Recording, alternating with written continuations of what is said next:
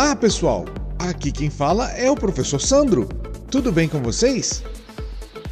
Na aula passada, a gente conversou sobre o conceito matemático das proporções, a propriedade fundamental e alguns exemplos de como aplicá-la. Hoje vou mostrar para vocês mais exemplos de proporções que podemos aplicar na vida real.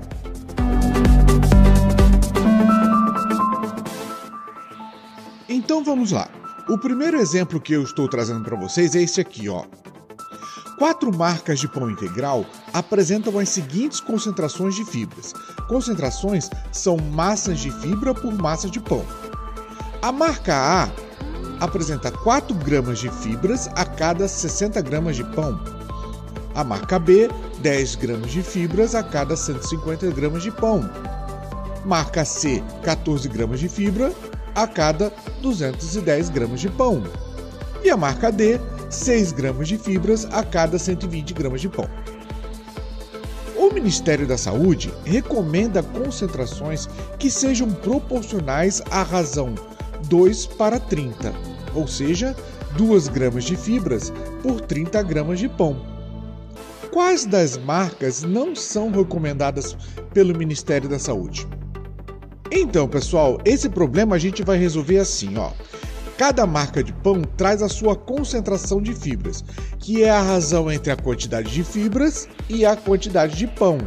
Para saber se essas marcas apresentam concentrações recomendadas pelo Ministério da Saúde, nós temos que verificar se a razão das concentrações de cada marca forma uma proporção com a razão determinada pelo Ministério. Então, para a marca A gente tem a seguinte concentração: 4 gramas de fibras para 60 gramas de pão. A razão recomendada é de 2:30. Vamos verificar se essas razões são iguais, ou seja, se elas formam uma proporção. Então vamos usar a propriedade que a gente viu na aula passada, a propriedade fundamental das proporções. A multiplicação dos meios tem que ser igual à multiplicação dos extremos. Olha, 60 vezes 2 dá 120.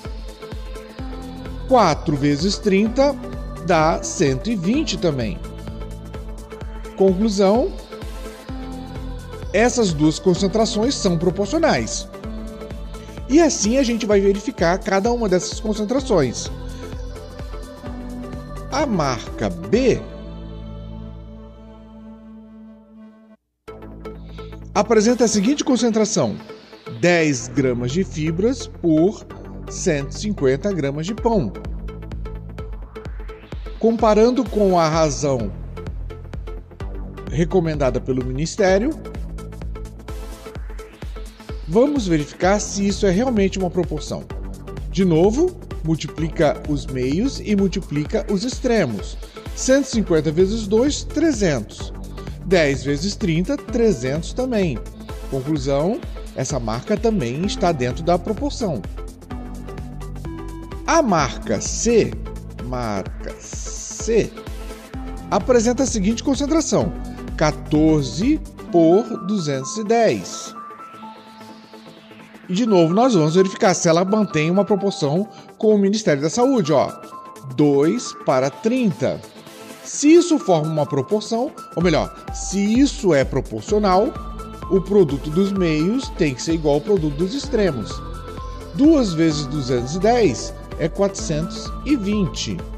E 14 vezes 30, bom, se eu não sei de cabeça, vou fazer a conta. 14 vezes 30, 4 vezes 0, 0, 4 vezes 3 são 12, 1 vezes 0, 0, 1 vezes 3, 3. Conclusão: 420. Oh, que beleza! Até agora, todas as marcas apresentam a concentração recomendada pelo Ministério. Vamos ver agora a última marca. A marca D apresenta a concentração 6:120. Comparando com a razão 2:30, Olha, o produto dos meios tem que ser igual ao produto dos extremos. 2 vezes 120, 240. E 6 vezes 30 dá 180.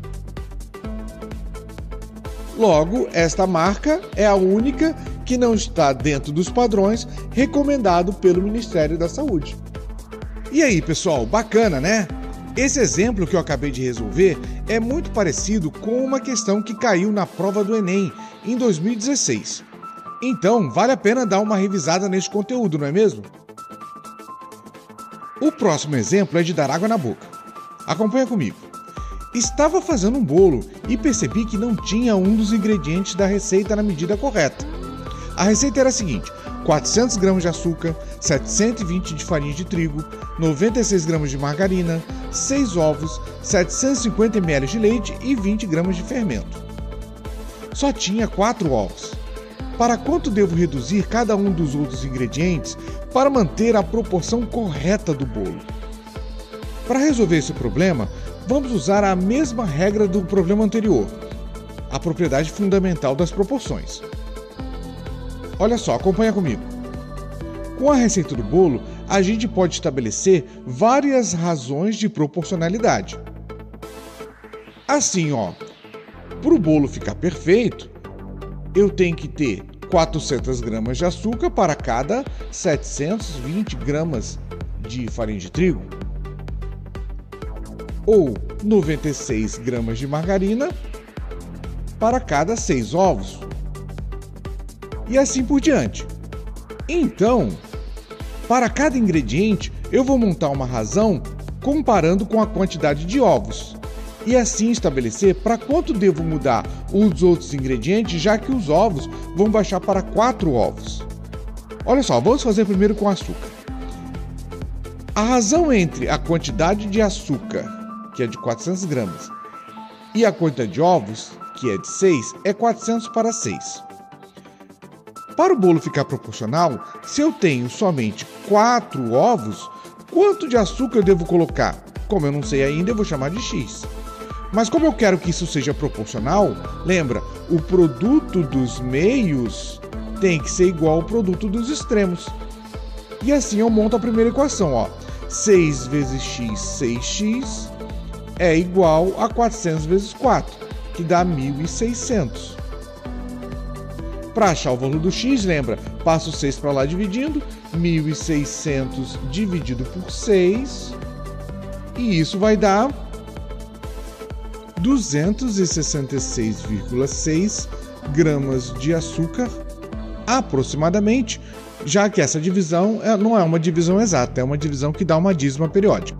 Muito bem, vocês repararam que quando eu montei as razões para fazer essa comparação, eu mantive a mesma ordem? Olha só, aqui na parte de cima foi a quantidade de açúcar e na parte de baixo a quantidade de ovos. Então, na segunda razão, eu também tenho que manter a mesma ordem.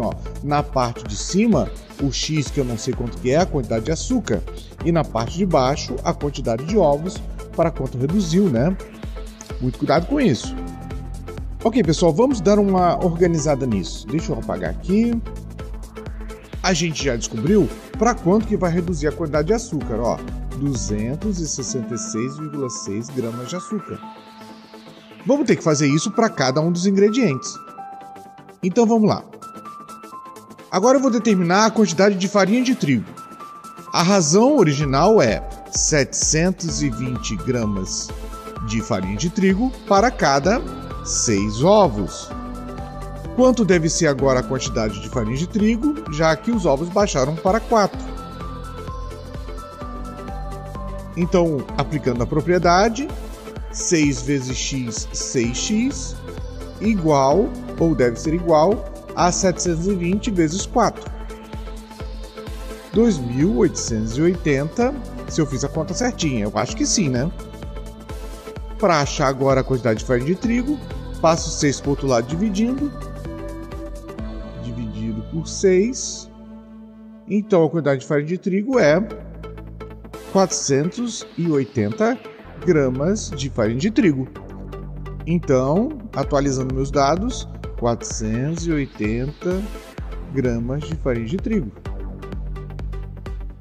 Ok, pessoal, agora vamos fazer o seguinte, ó. Pausem o vídeo e tentem calcular sozinhos as quantidades dos outros ingredientes usando o mesmo método que usei até agora. Beleza, já vi que vocês conseguiram.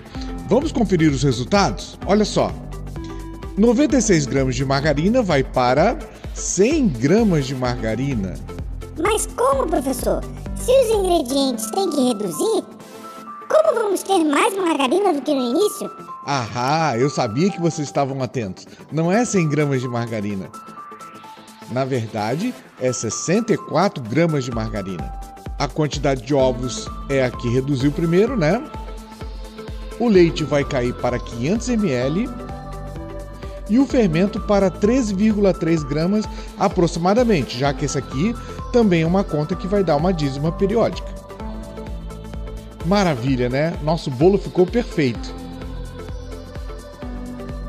Por enquanto é só, pessoal. Espero que tenham gostado. Beijo do tio e até a próxima.